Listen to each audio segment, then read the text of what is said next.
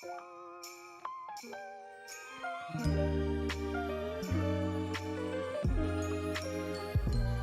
guys, this is Jiaying and welcome back to my channel. Before I start today's video, I would like to thank you all for subscribing to my channel. You guys are my earliest supporters, and because of your support and belief in me, I have managed to reach the 100 subscriber milestone on YouTube. Your support has given me the motivation to continue creating videos for this channel. Once again, thank you for your support and for sharing the videos with your friends and family. Today, I'll be sharing how to make an Indonesian street food pancake known as Martabak Manis. It is one of my favorite street foods in Indonesia, and I find myself craving for it, especially now that it is so difficult to travel during this pandemic. I set out to learn how to make Martabak Manis, making reference to many recipes along the way, and tweaking the recipe methods and formulation to get the taste and texture that I like. The texture of this pancake is bouncy and chewy, and it is very different from the light and airy pancake that we are normally used to. I decided to make this video to share the tips and tricks I've learned along the way on how to get consistent results in making Martabak Manis. This is the night before, and I am making the Martabak Manis batter beforehand because the yeast needs time to digest the sugars in the batter to create gas bubbles. This fermentation process is essential in creating the honeycomb-like texture that is associated with Martabak Manis. In a large bowl, add unbleached all-purpose flour, sugar, tapioca starch, and yeast. Whisk the dry ingredients together. The all-purpose flour needs to be of the unbleached kind, as we need sufficient protein content in the flour for gluten to develop. Next, add in water and roughly incorporate the water into the dry mixture. This is to prevent flour from flying all over your countertop and floors. You may skip this step if you are using a stand mixer with a deep enough mixing bowl. Beat the batter on medium speed for about 5 to 10 minutes in a stand mixer, or for about 10 to 15 minutes on medium if you are using a handheld mixer like me. Scraping the batter down the sides of the bowl from time to time. Beating the batter helps to develop the gluten from the unbleached all-purpose flour. Not only does the gluten contribute to the chewiness of the pancake, yeast-raised batters like these are also very reliant on gluten for their structure. The dough should reach this thick yet flowy consistency for the gluten to be sufficiently developed.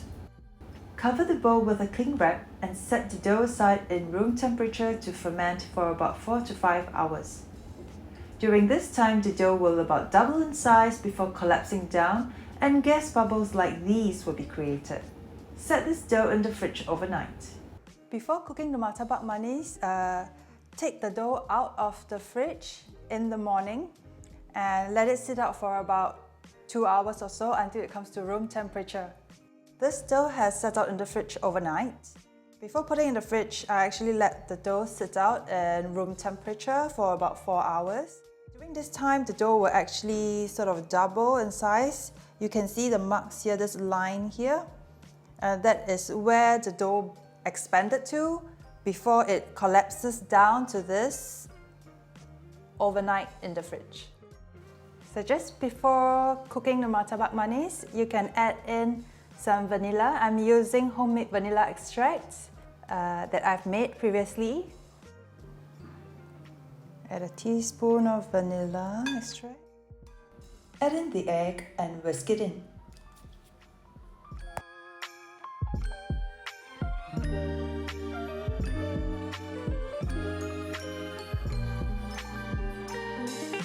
I poured the batter into a measuring cup with a spout so I could pour it into the pan easier. I did this because the bowl I'm using is rather heavy. You may skip this step if your batter is stored in a lighter bowl. The type of pan used is very important the closest type of pan we can use to make the martabak at home without having to purchase a separate martabak pan are non-stick ones. Make sure that the non-stick pans are heavy bottom, as these ensure even heat distribution.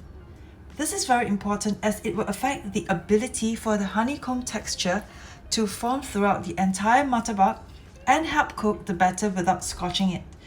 I'm using a Happy Core Synchro pan as that is what I have at home. If you do not have a Happy Core pan, no worries, you may use a 28-inch round heavy bottom non-stick pan instead. Lightly oil the non-stick pan and heat the pan on low heat for 10 minutes so that the pan is evenly heated up throughout.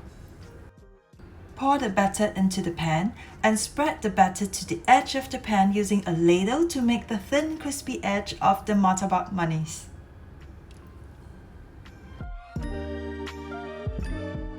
Bubbles will start coming out onto the surface of the martabak as we leave it on the stove to cook. While some has found success by sprinkling sugar onto the surface of the half-cooked martabak batter to burst the bubbles in helping create the honeycomb structure, I find that doing so is kind of tricky because if the sugar is added too early as seen in this video, the bubbles may not form and burst properly as compared to just leaving it be. So I normally skip this step at this point. When the batter is almost cooked, cover the pan with a fitting lid to help the batter cook through for a couple of minutes. Sprinkle some sugar to taste after the batter is fully cooked and remove the martabak from the pan. While still hot, spread a generous layer of butter. I'm using Wisman as that is a premium butter that is loved in Indonesia. Slice the Martabak Manis in half and add the filling of your choice. Common fillings include chocolate rice, ground peanuts with sugar, and cheese.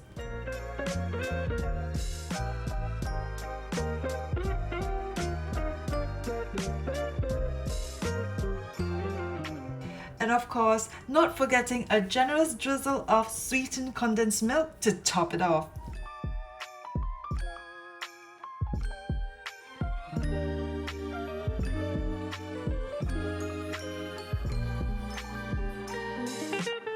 Slice the Martabak Manis into smaller pieces. Remember to add more butter on the outsides of the martabak. I'm adding it in now because I forgot to add it earlier before cutting into it.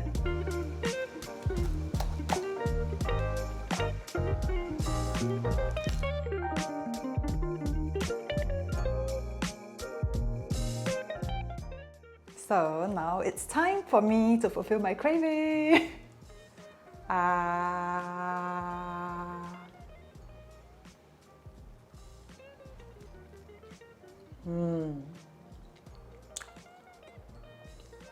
Super simple and such a caloric bomb, but I never said it was healthy.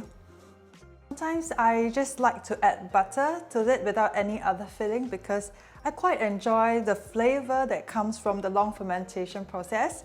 And I don't know about you, but this is my favorite bit of the martabak, the little thin crispy bit. So let me know which is your favorite part of the martabak. So that's it for today's video on how to make martabak. I hope the tips and tricks that I've shared with you are useful to you when you make your Martabak Manis at home. If you like this video, please remember to subscribe and hit the like button. And do leave a comment down below if you have any questions about the recipe as well. Thank you and have a great week ahead.